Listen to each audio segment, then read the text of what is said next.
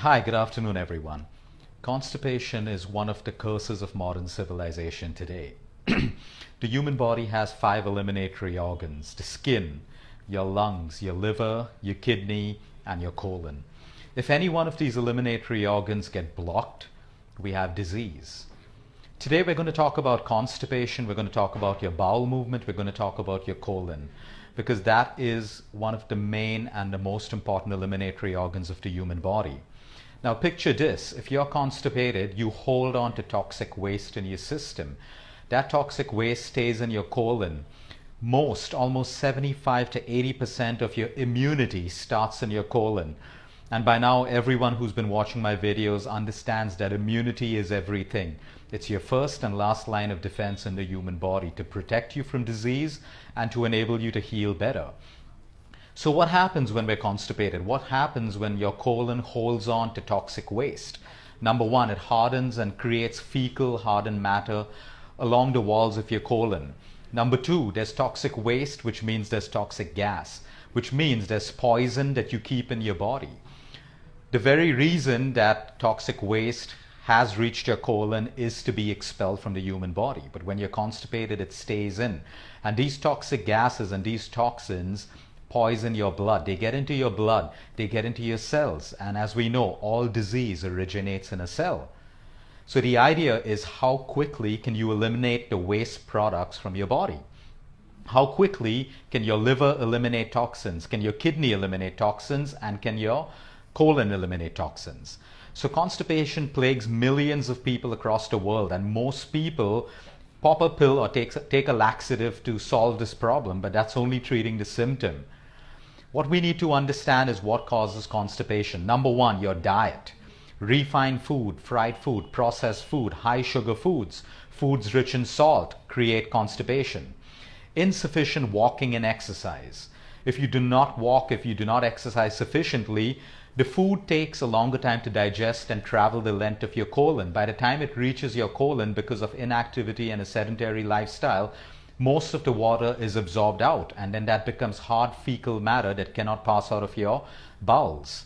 The third point is inadequate sleep and relaxation. Stress, believe it or not, stress levels cause constipation. The same way stress levels cause IBS, which is irritable bowel syndrome, it also has an impact on your constipation. Fear, worry, anxiety, haste, tension, anger, resentment, jealousy, mind-body connect, all of these emotions have a direct impact on your constipation and the way your bowels function. Drinking less water. Even a 1% drop in the hydration levels in the human body can lead to constipation. Because your stools, the bulk of your stools is fiber and water. If you have less water, you cannot form the volumes of stools, and then it's impossible to pass that out through your bowels. And the fifth reason is consciously trying to control the urge to pass a motion. So if you feel like taking a dump right now, you should do it. Don't try to hold on. Try to have regular times when you can visit the loo and pass, but never hold on to your stools, because that also leads to constipation. All laxatives, all purgatives are toxic to the human body and harmful. Yes, there are many cases where we have to use them, but we should never get dependent on them, because they don't react to the symptom. In fact, the human body, your system reacts to the drug, and over time you become more and more dependent on it, and your bowels lose its natural ability to pass a stool. Your muscles have a memory, your organs have a memory, every part of your body has a memory. So what you don't use, you lose. You don't use your muscles, they waste away. You don't use your ligaments, your cartilages through movement, they waste away. You don't use your bowel system naturally, it also has a memory, and it becomes dependent on laxatives and purgatives, which never really addresses the root cause of the problem, but only the symptom. And all of these have side effects. They pass through your kidney, they pass through your liver, and they harm you. So let's look at your food. A diet that's rich in fiber, roughage, and you will not have constipation. So I'm talking about your fruits, I'm talking about raw vegetables, I'm talking about lightly cooked vegetables, I'm talking about nuts, seeds, lentil, legumes. All of these foods that I mentioned are rich in fiber. So when you're eating a balanced meal, a balanced diet, you get sufficient fiber. But when you have part of your diet mimicking the West, which is devoid of fiber, junk food and processed food, which is devoid of fiber, and maybe your one staple food from the country you live in, you have a diet that is devoid in fiber and you have constipation. So look at your food. Like I spoke about in my previous videos, try to get into a habit of adding some raw food to every meal of today. So your breakfast, you want to have something raw. You start off with fruits. Your lunch, you want to have a salad or some cut carrots or cut cucumbers or some raw vegetables, because raw vegetables and fruits don't just give us fiber, it also gives us enzymes. Live enzymes that help in the digestion process. Everything is about digestion. You break down your food effectively, it passes through your colon and gets out of your system in a much easier way. But when you have food that's rich in salt, even 1 gram of excess salt in the body, for example, 1 gram extra of salt in your cells steals about 23 grams of cellular water from the surrounding cells. So your excess salt in your diet is making your cells deficient in water. And we all know when you have a drop of water in your body, you get constipated because your stools, the volume of your stool, the bulk of your stool is water. That brings us to your hydration levels. People who consume less water in a day, less fluids in a day, are usually constipated. So I like to follow what the Chinese and Japanese follow. You wake up in the morning to about 1 liter of water. And even people with the most severe constipation, this sorts them out because that puts pressure on your colon, that puts pressure on your bladder, and it also helps make your body a little bit alkaline, especially in the morning when you wake up with an extremely acidic body. So the Chinese and Japanese have this age-old remedy of drinking 1 to 1.25 liters of water every morning. And as far as I know, it sorts almost every constipation issue.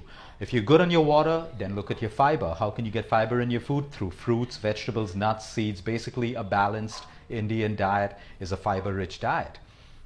And that brings us to the last point. A lot of people at night have a habit of having psyllium husk, which is actually good for you if you've not been able to get enough of fiber.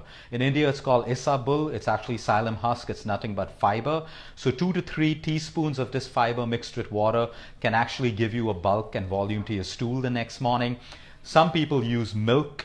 Some people use something called trifla, which is something which is herbal, and it's available all over the world, and India especially. 2 to 3 teaspoons of trifla in the night with water cleans out your colon the next day.